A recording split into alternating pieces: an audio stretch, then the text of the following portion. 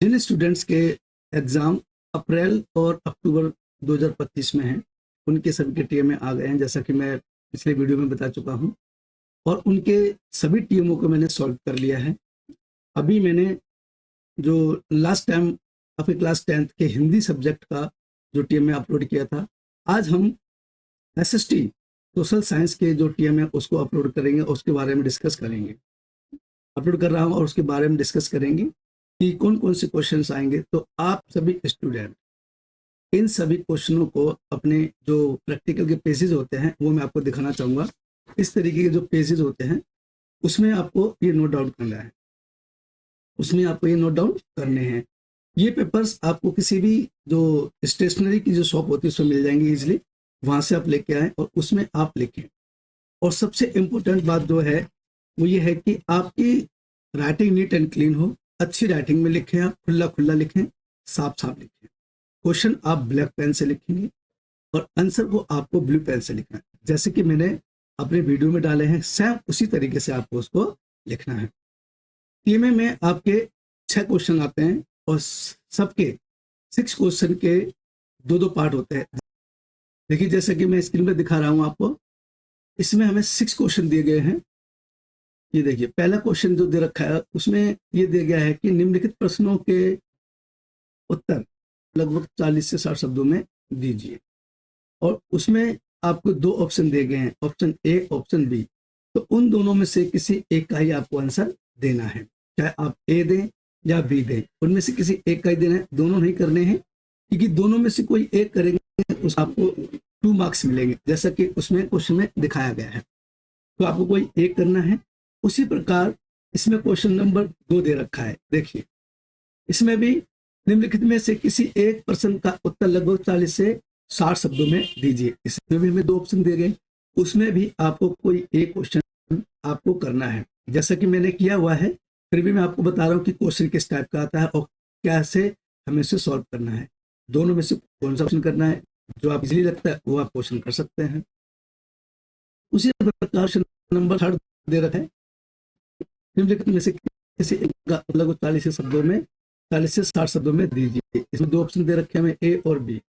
अब आपके 1, 2 और 3 क्वेश्चन जो हुए वो आपके 2 मार्क्स के हुए।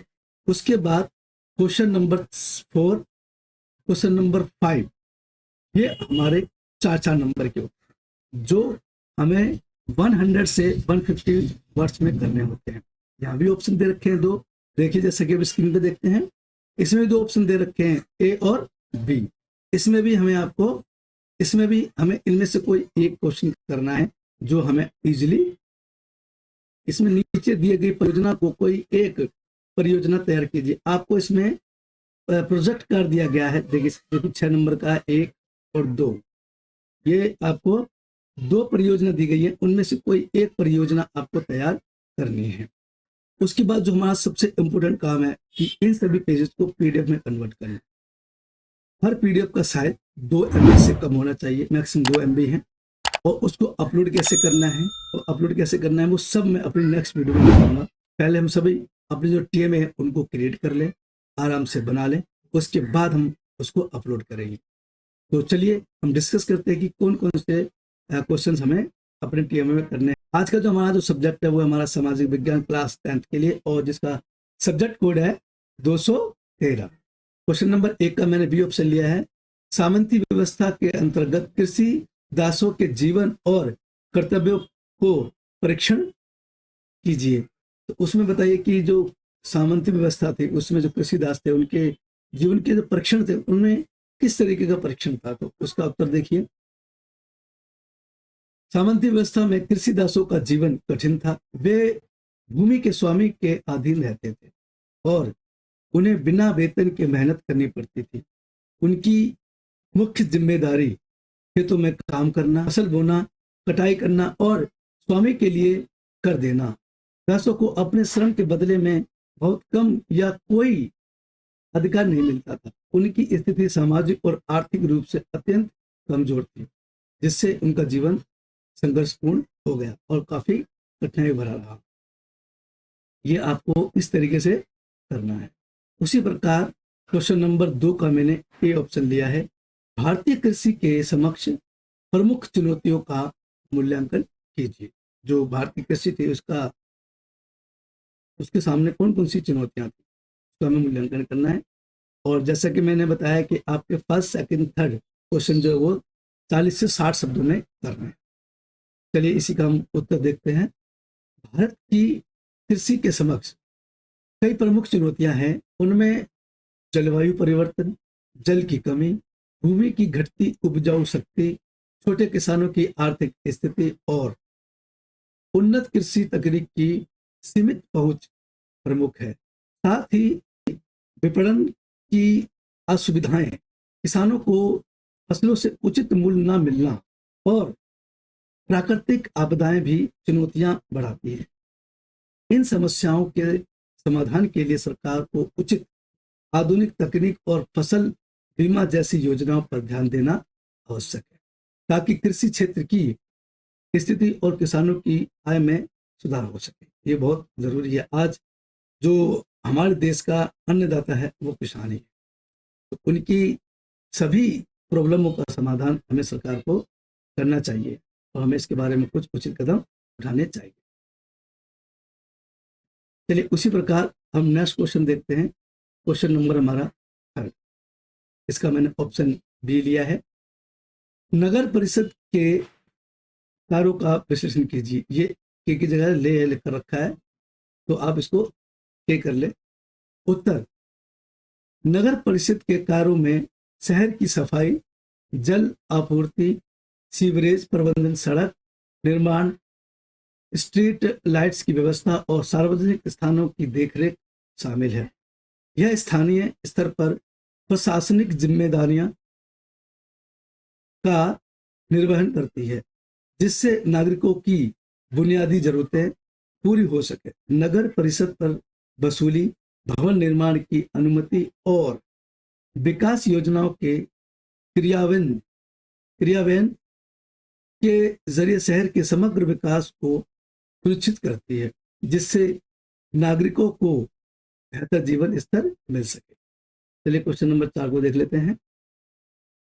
भारत के संघीय संचलन देश की सामाजिक राजनीतिक विविधता को समायोजित करने के लिए किस प्रकार विकसित हुई है। चलिए उत्तर को देख लेते हैं। भारत की संघीय संरचना को इस प्रकार विकसित किया गया है कि यह देश की सामाजिक और आर्थिक विविधता को समायोजित कर सके। भारत एक विविधतापूर्ण देश है, जहां विभिन्न भाषाएं, धर्म, जातियां और सांस्कृतिक समूह निवास करते हैं। भारतीय संविधान ने संघीय ढांचे के तहत केंद्र और राज्यों के बीच शक्ति का विभाजन किया है, जिससे क्षेत्रीय विविधता और आवश्यकता का सम्मान हो सके। संविधान में केंद्र और राज्य के बीच विषयों का 3 सूची, संघ, राज्य और समवर्ती सूची में विभाजन किया गया है, जिससे विभिन्न मुद्दों पर उनके अधिकारों और जिम्मेदारियां स्पष्ट हो जाती हैं। यह व्यवस्था राज्यों को अपनी आवश्यकताओं के अनुसार नीतियां बनाने की स्वतंत्रता देती है, जबकि महत्वपूर्ण राष्ट्रीय मुद्दे पर केंद्र का नियंत्रण हो जाता है। इसके अतिरिक्त संवैधानिक संशोधन और पंचायती राज जैसी व्यवस्थाओं के माध्यम से स्थानीय स्तर पर भी सशक्तिकरण को बढ़ावा दिया गया है, जिससे व्यवस्था को सम्मान मिल सके और विभिन्न क्षेत्रों की आवश्यकता के अनुसार शासन व्यवस्था हो सके। इस प्रकार भारत की संघीय संरचना विविधता में एकता को बनाए रखते हुए एक मजबूत राष्ट्र का निर्माण किया है। ये क्वेश्चन हमारे 4 हो गए हैं। उसी प्रकार क्वेश्चन नंबर, भारत की राष्ट्रीय एकीकरण पर भाषीय विविधता के प्रभावों का मूल्यांकन कीजिए। उत्तर देखते हैं। भारत की राष्ट्रीय एकीकरण प्रक्रिया पर भाषीय विविधता का गहरा प्रभाव पड़ा। भारत में 22 आधिकारिक भाषाएं और सांस्कृतिक धरोहर को समृद्ध बनाती हैं। हालांकि भाषीय विविधता ने राष्ट्रीय एकता के समक्ष चुनौतियां भी प्रस्तुत की हैं। विभिन्न भाषाओं के आधार पर क्षेत्रीय पहचान मजबूत होती है, देश की भावना पैदा हो सकती है। स्वतंत्रता के बाद भारत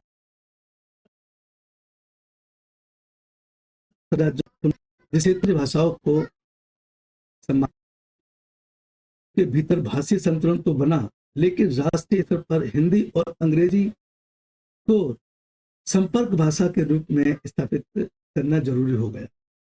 हिंदी को राष्ट्रीय भाषा का दर्जा देने का प्रयास कई बार विवादों का कारण बना, खासकर दक्षिण राज्यों में जो अपनी भाषाओं की स्वतंत्रता पर जोर देते हैं। फिर भी भारत की लोकतांत्रिक व्यवस्था और संविधान की भाषीय व्यवस्था को सामाजिक भाषी विविधता को समाहित कर एकता को बनाए रखने का प्रयास किया। भाषी विविधता ने भारत को सांस्कृतिक रूप से समृद्ध बनाया है और लोकतांत्रिक मूल्यों को मजबूती प्रदान की है, जिससे देश की एकता और अखंडता को बनाए रखने में मदद मिली है। ये क्वेश्चन हमारा 5 कंप्लीट हो गया है। चलिए क्वेश्चन नंबर 6 को देख लेते हैं। नीचे दिए गई परियोजना में से कोई एक परियोजना तैयार कीजिए। इसका ऑप्शन बी लिया है मैंने। अपने आस पड़ोस के 20 घरों में एक सर्वेक्षण करें और तालिका में दिखाए अनुसार निम्नलिखित जानकारी एकत्रित करने का प्रयास करें। इतनी जानकारी के विश्लेषण के आधार पर निम्नलिखित जानकारी का पता लगाने का प्रयास कीजिए। चलिए देखते हैं।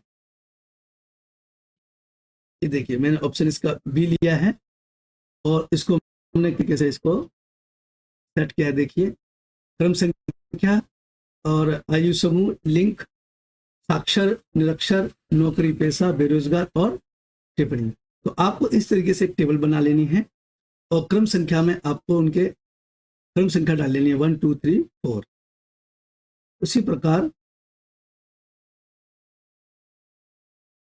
उसमें आयु समूह डालना है up to 15 years, up to 30 years, 30 से 45 ईयर्स और 45 से 60 ईयर्स। ये आपको आयु वर्ग में लिख लेना है। और लिंक में लिखना पुरुष भी है और साक्षर, निरक्षर, जो अनपढ़ हैं और जो कितने पढ़े लिखे हैं वो लिखना है। और बेरोजगारी में नौ पेशा, बेरोजगार और तो लिंक वाले में स्त्री और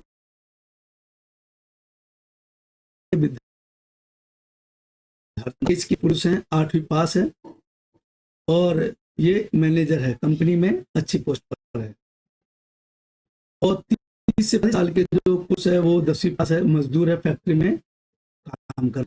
और 35 से 60 साल की एक स्त्री है, 10वीं पास है और बेरोजगार है, 60 साल की उम्र है जिसकी। स्टार्ट 5 डालेंगे और उसके बाद उसको वहां पे आगे करेंगे। तो उस तरीके से ध्यान रखेंगे कि आपको किस तरीके से सब में करने हैं। तो आप कंटिन्यूशन में आप इसको यहाँ पे लिखें और उनको यहाँ पे मेंशन कर दें 5 6 7 8 9 10 20 तक ऐसा करना है। उनकी एज की रेटेड आप कुछ भी डाल सकते हैं, तो आपको वो में मेंशन करने हैं। तो इस तरीके से हमारे सभी क्वेश्चंस कंप्लीट हो गए हैं। और अगर आप मेरे इस वीडियो को पहली बार देख रहे हैं तो आप इसको सब्सक्राइब, लाइक और शेयर जरूर करें और बेल आइकन पर क्लिक करना ना भूलें, जिससे कि मेरे और भी जो टीएमए में अपलोड करने वाला हूं उसका नोटिफिकेशन आपको सबसे पहले मिल जाए।